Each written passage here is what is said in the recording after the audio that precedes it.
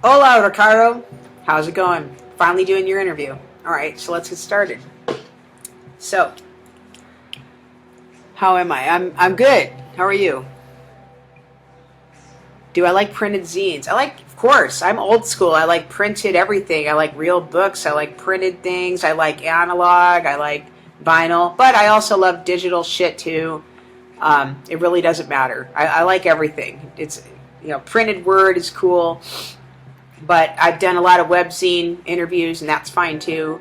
But yeah, nothing like opening up a zine and touching it and smelling it and all that kind of stuff. So yes, I actually do really like printed zines. Absolutely.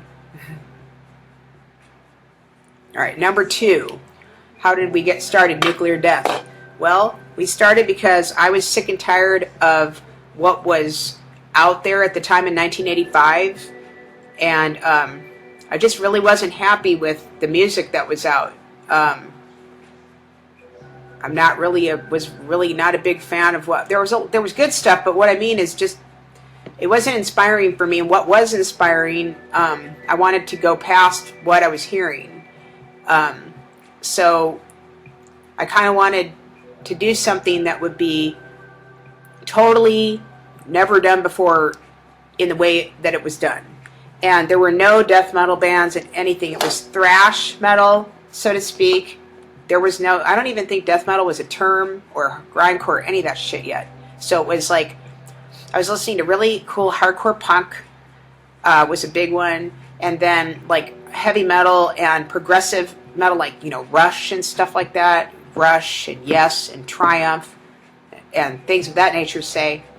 Iron Maiden was a huge influence on me. Ozzy Osbourne with Randy Rhoads was a huge influence at that time. But I also was really into Venom and Slayer, Destruction.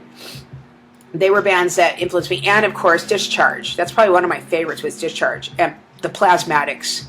I really wanted to be, not like Wendy O. Williams, but I wanted to do something unique, like Wendy was a unique person.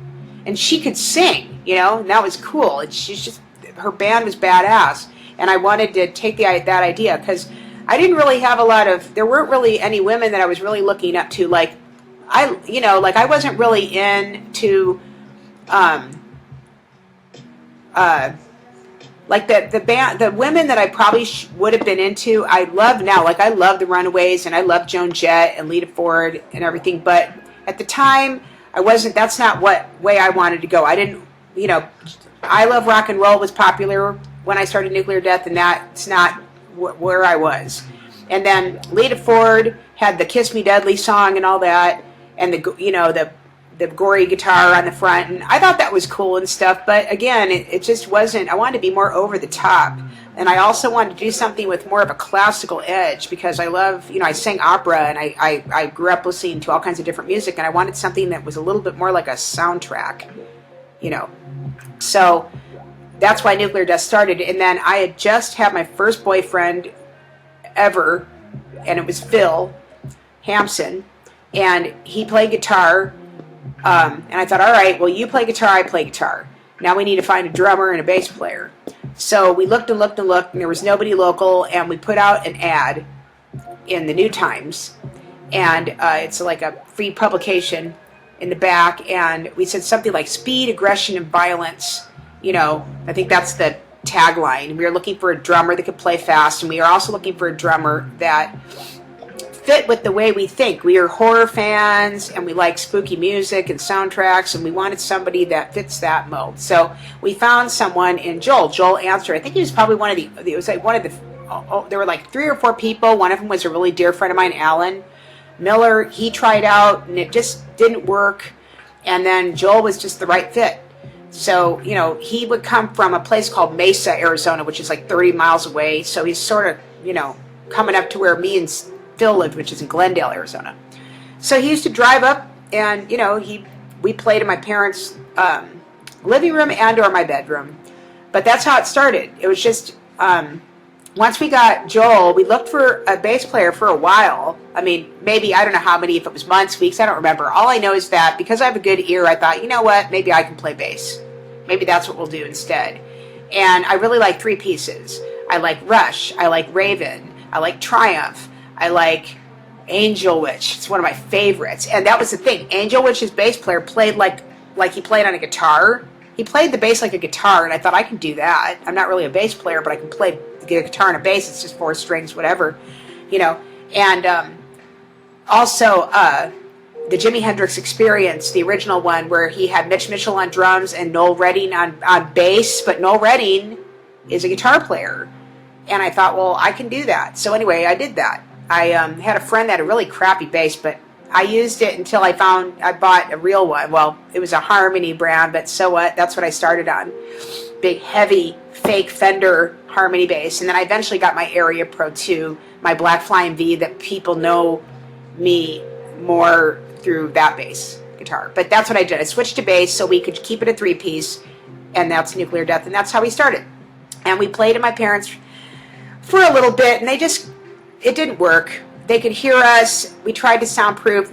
Nobody knew what they were doing. My dad tried to put, like styrofoam, and bless their hearts they tried, but really it just didn't work because we needed to be up, and we were also stoners, and we wanted to get stoned, and we couldn't do that.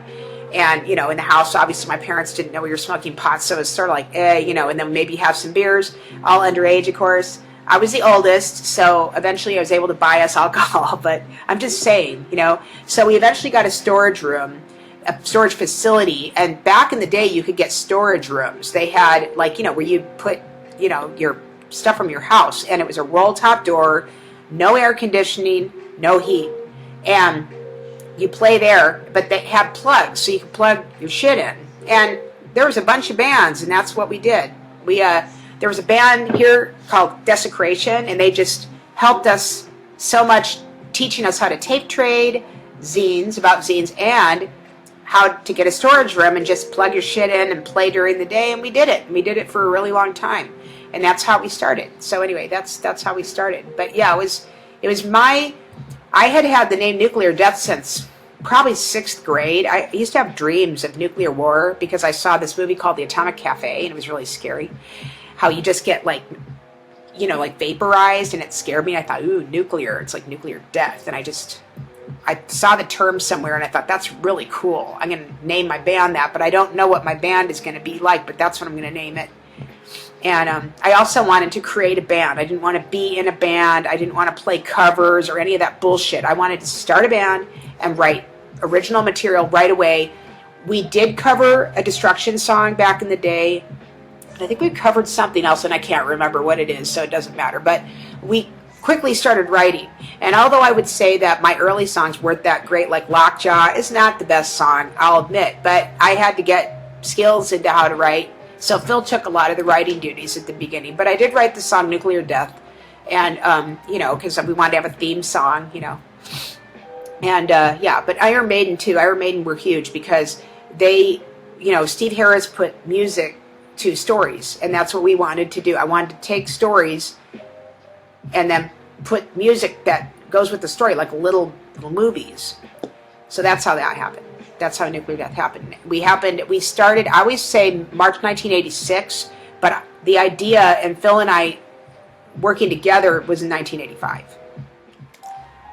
All right, what were the influences inside and outside the music that helped to create the personality? Well, I just told you, so I don't have to worry about that. But yeah, also the fact that my brother and I were only 4 years apart, and he did a lot of he actually filmed both of our Nuclear Death videos, the Profligacy and the Unalive in Texas. He filmed those and helped us make them. And we're into horror movies, science fiction, and I was a big fan of scores. Alien, Creepshow, the soundtracks for movies, loved them. And then Rachmaninoff, Sergei Rachmaninoff, The Isle of the Dead, that was key. Again, and I wanted to form a more orchestral sound for Nuclear Death. I knew what I heard. I just had to get the boys there. Because, Joel wasn't sure what we were going to do. Phil doesn't know what we were going to do. But I could hear it. We couldn't do it yet. And it wasn't until Phil and I figured out our picking style, that little, to do it, just not doing like this, but doing it like this. It sounds like a string section, like you're using a string, violins and whatever, and that's what I wanted. I wanted the guitar and the bass to sound more like a string section. And that's where we got our sound. That's why Nuclear does sound so different than other bands, because we had a special picking style that we created. And I'm not saying it's an original picking style, but for the band we're in, it was. No one else was using that kind of picking style whatsoever. I wanted to take the picking style I kind of heard in Destruction, and I kind of heard on Discharge, especially with the song "The Nightmare Continues" by Discharge. He kind of does it in that song. You know, do do do do do do do do do do do, and with that do do do do, I was like, just make it faster, like a buzzing of a bee, like. So yeah, that's how that happened. But anyway, yeah, a lot of it had to do with my orchestral ear and being a person that loves classical music and scores, because there's string sections, they're orchestral, and that's what I wanted to make Nuclear Death, more orchestral sound. Okay, number 4. The debut demo was very well accepted, so why did Nuclear Death take so long to record their first album, Bride of Insect, which only came in 1990? Okay, that's not true. It wasn't widely accepted at all. People fucking hated us, and we never, ever, even to this day, are not accepted in Arizona as anything. There's some people that are friends with Phil and Joel that think that they started the band. That shows you how much respect. Everybody knows it's my band. I don't know what the fuck that was about, but he was a disrespectful fuck. So no, it wasn't widely accepted. It was like nobody gave a shit at all. It was really hard for us to get. We barely ever played live shows because nobody fucking cared. Nobody wanted to play with us. The people that did play with us, I tip my hat to them. It would be that played with us and sought us out to play with. We played with people, but like there was bands, Savage Rage, Misery, Tynator. All 3 of those people were all friends of ours, and they all played with us, and it was really cool. But the other bands that we would have played with at that time, Pedophile, Sacred Reich, Flotsam and Jetsam, all those people, they were really shitty to us. They treated us like shit, and they treated me like shit because I'm not a guy. And it was very sexist society. That extreme music at that time was I was the only girl. I mean, I am the queen mother of death metal. You know that. I am the first lady of death metal. I helped pioneer it. I'm a woman, and I got bottles thrown at me. I got almost beat up after shows. I mean, nobody wanted to hear a woman up there screaming and hollering about whatever. So that was an issue. But no, the demo wasn't, Steve and Phil and I had, Phil and Joel and I had to drive in Joel's truck to El Cajon, California, to a record store from Arizona so we could put it in a record store because nobody wanted to carry it here. All of our places that I loved and I patronized for years, Zia Records and Roads of Moscow and Tower Records, didn't want anything to do with our demo. They were like, you know. So no, you want to know why it took so long? That's why. Plus, that's 4 years, which sounds like a long time. But again, I'm pioneering something here, Rikardo. So there's no woman. And if we had been a band with boys, we would have been signed earlier. But we weren't. We were a band with a woman. And instead of being smart, a record label would go, there's a woman. We can bank on this. They did. They just shut their doors like, oh, you're talking about blah, blah, blah, fucking dead animals and nuns and blah. Fuck you. We don't want it. I mean, we tried to shop our demo. And then we got Wild Rags, and you know how bad that went because Richard C's a piece of shit, and he robbed all of the bands on his record label, including us. So what good did that do? No good at all. I mean, he did put some, the record out for us, but when we were on tour, he almost didn't bring us home. We were like stuck in Philadelphia for like an extra week, and if it weren't for the kindness of Chris Gamble from Agoraphobia, his family letting us stay at their house, we would have been screwed, man. Because Richard C. and Wild Rags, it's a piece of shit. That guy was he was just there to rob everyone, to bank on us and rob, and he didn't take care of us. He didn't promote us properly. I mean, since I promote myself now as a solo artist, I know how to promote, and I can tell you he didn't do a very good job. I mean, we should have been playing tours in Europe like our friends Autopsy and Deceased and all that. We didn't get any of that. We never played any of that. We played one place out of state. It was Puerto Rico. I mean, out of town or out of country. It was Puerto Rico, and that's it. We never got any of those I mean, we should have been on all of those. Why wouldn't we be? You know, but we weren't. We just were not respected. The nuclear death was just, we were way too ahead of our time. It was like, oh no, they're too weird. They play too fast. Whatever the fucking problem was. So yeah, that's why it took us so long to make Bride of Insect. We had all the songs, and then we had to find somebody. Oh, and I forgot to tell you, Richard C. from Wild Rags also didn't pay for the album. My parents did. Yeah, so there was that too. We usually, a record company pays for your album, and then they make the money back by promoting and selling your record. No, my parents had to pay for the record, and I know we signed it, but I didn't know what I was doing. We were young. Like Phil and Joel were like 17 and 18, and I was 19. I didn't know anything about the music industry. I didn't know about lawyers, nothing. I just signed my little thing. We signed it, and we did it. What can I say? Lesson learned, you know, lesson learned. Didn't know anything back then. It's 1986, I don't know what I'm doing. We signed it on Easter Sunday, and it was like, okay, and, you know, I had no idea. But anyway, that's why we had to pay for it. My parents came up with the money to help us make the record, and then we had to go find a place to make it, and thank goodness we chose Joe Correo to do it, because he was a magical being, and he made our first record sound really fucking kick-ass.